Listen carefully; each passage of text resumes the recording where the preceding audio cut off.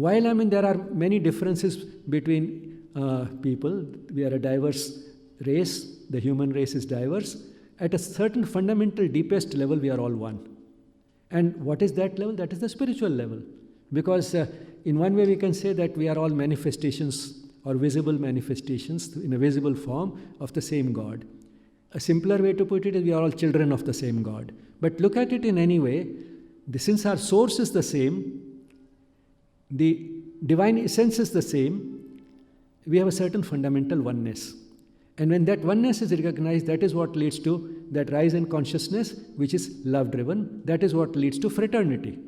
And that is what will change the world. That is what will wipe out the problems of human existence. So in fact, the larger sort of mission in the divine scheme seems to be that the West, which had started with an intellectual civilization, then even that was taken away and banished, and it became a conventional society, and then reason was brought in again and led to all this development in science and technology.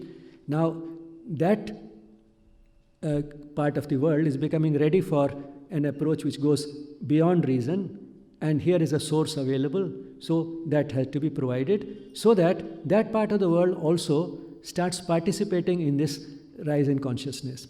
And of course, India also has to do the same, and that's why India was being woken up. India has to go through the same process.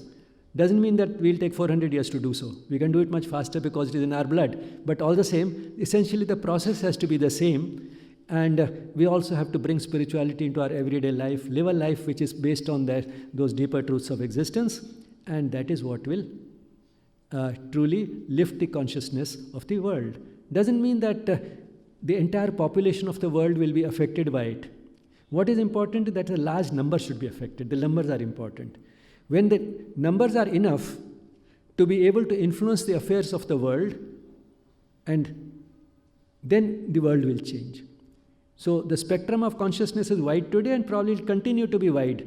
But then what matters is the average level of consciousness, and the average depends upon the numbers. As the numbers multiply, the average will rise, and then that will become the dominant force, the dominant type of consciousness, the dominant power that will run the world, and that is what will change the world and make it a better place to live in. So in a way we can say that India's freedom will enable, the way Sri Aurobindo saw it was, that India's freedom will enable India to play a better role, or play its role better in the rest of the world.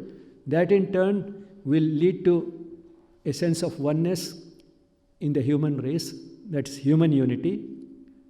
That's why the twin work of that human cycle is the ideal of human unity.